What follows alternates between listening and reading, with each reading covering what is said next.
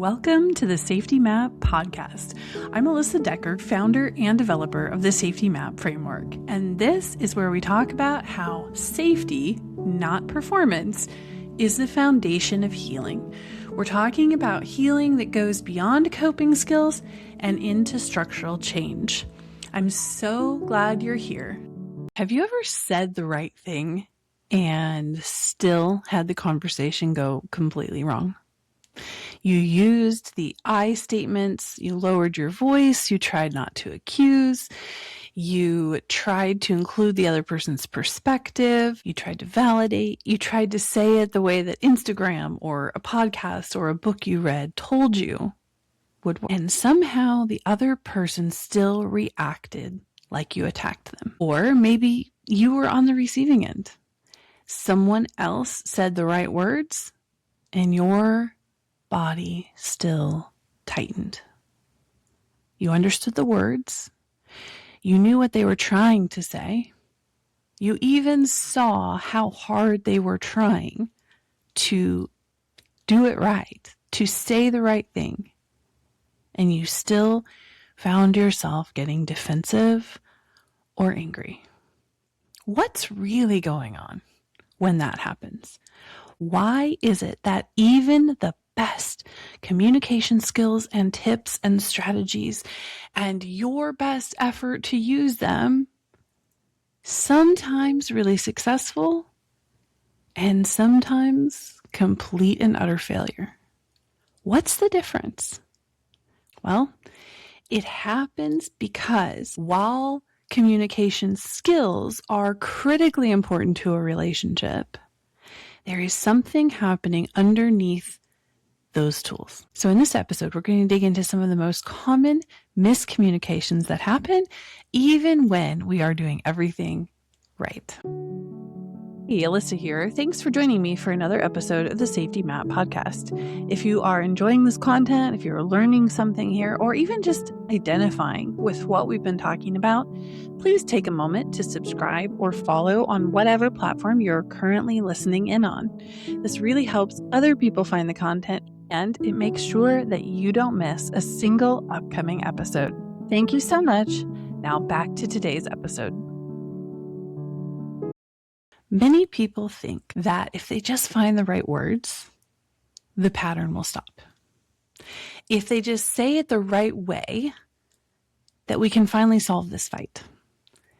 Or we reach a place where the communication sounds healthier because we're not attacking each other anymore, but the underlying defensiveness, the bracing, is still there. I recently recorded a social media post in which I said, what if the definition of safety in a relationship is not no one's yelling, no one's screaming, no one's angry? What if the definition of safety in a relationship is actually my body does not need to brace when you are around? I can fully relax. I can fully be myself. And I can remain confident that our connection can survive and will survive the conflict. That confidence that the real connection will survive the conflict is the underlying thing. When we do not have that confidence, at a nervous system level, those communication skills that we have learned are not enough to reach that level of safety. So why is that? What is the missing piece? Okay, here it is. Communication between two people is not just words, and it is not just body language. Your communication, your words and your body language travel through state. Okay? So if you are defensive, your words and your body language travel through that state of defensiveness. they pick up little particles of defensiveness that register with the other person's nervous system before they have a chance to process your words. In other words, if I am talking to you and I am feeling defensive, the probability is incredibly high that you will know that I am feeling defensive before you actually understand what I'm saying. Before you actually take a minute to think about the words that came out of my mouth. If we are feeling anxious or unsettled or fearful, our words and our body language travel through that nervous system state before the other person can actually process the words. Our nervous systems perceive and interpret before our brains do, many times faster, right? This is a survival thing. Your system has to react. In other words, your system might put you into fight or flight, for example, before your brain has even processed the danger. We need that. We need our bodies to work that way for survival. But this is why sometimes you can say, I just want to understand, while your body, your nervous system state, is communicating to the other person that you feel a need to control. You can say, I'm fine. Everything's fine. While your nervous system state is communicating that you're pulling back and you're withdrawing. You can say, I hear you. I am listening. But your nervous system state is communicating, please stop talking. I don't want to hear this. I'm not comfortable right now. I can't accept this. I can't wrap my head around this. You can even say, I'm sorry, while your nervous system, your body is communicating to the other person.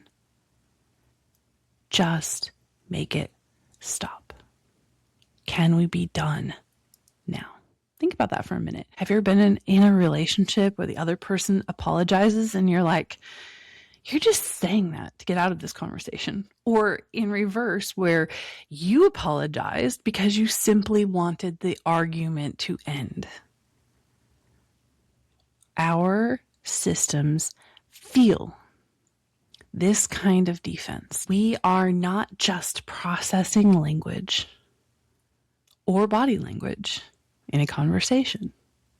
We are processing tone, timing, facial expression, posture, silence, history. We are processing how the other person feels. A nervous system will detect incongruence before the conscious mind can recognize it. In other words, if someone says, I'm sorry, and the feeling, right, the nervous system communication is, I will say anything to get me out of here, your system notices that difference, that incongruence. Your system recognizes these two things do not align. Here's the other really interesting thing. Your system will assign greater meaning to the feeling, to the state, to the other person's nervous system communication. Why? Because our bodies do not lie.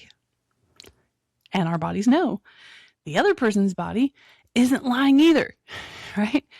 We all know that the other person can choose the correct words and not mean them, just like we can choose the correct words and not mean them. Your body knows this. And so when it is deciding, when it is choosing how it will hear or perceive or interpret a communication, the unspoken things, the nervous system state is weighted more heavily than the words. Words can be faked. Nervous system state cannot. Now, sometimes communication scripts can be really helpful. They can slow us down. They can give us a new perspective. They can help us approach something from a different angle. Sometimes they can help keep us from attacking or help us to take ownership of our junk in the relationship. But scripts are limited because nervous system communication is weighted more heavily. A script can provide structure. It can help you keep a conversation on the right track. But building safety with the other person is what gives you access to the deepest parts of that person. This is where intimacy comes from. I can reveal the deepest parts of me, and connection will be stable. Our relationship will not just survive this, it will benefit from this level of sharing, this level of closeness, this type of honesty. And I think for many of us, this is the kind of relationship that we want. We just don't know how to get there, because nervous system state cannot be faked. It cannot be altered by a script. Now, here's the flip side of this. Well, we've been talking about how nervous system state affects our communication. There's another aspect to this that I think we often miss. When a nervous system, yours or your partner's, is activated, meaning they're dysregulated, their ability or your ability to listen is affected. Okay? Nervous systems that are activated, meaning you're in defense mode. That's what dysregulation is. Dysregulation is put on your running shoes. Something bad may be happening. We may have to run. We may have to defend ourselves soon, so we need to prepare. That's what dysregulation is. It's your body activating your defenses. So when you are activated, your whole body begins to organize around defending against an incoming or potentially incoming threat. So in that state, your system listens differently. It interprets differently. It assigns meaning differently. When we are in that activated state, a question can feel like an accusation.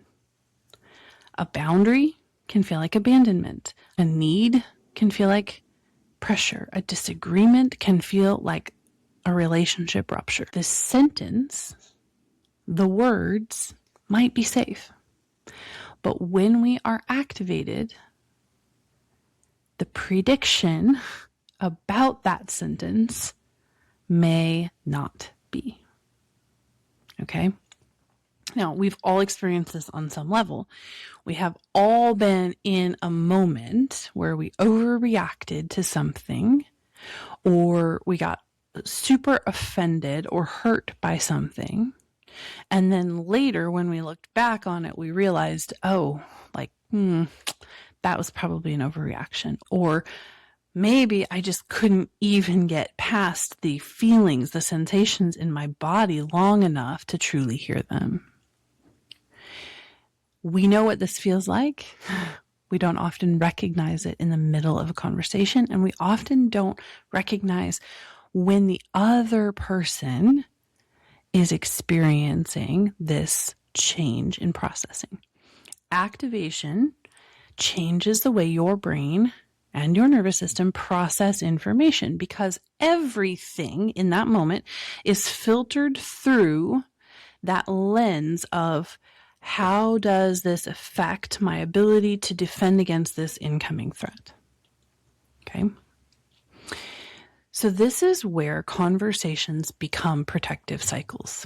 Okay. And this is where I see couples get stuck over and over and over again. I have had couples on Zoom with me screaming at each other, having the same conversation over and over and over again. And it is not about the thing. The conversation has become two conflicting prediction cycles. So in other words, maybe one person says we need to talk.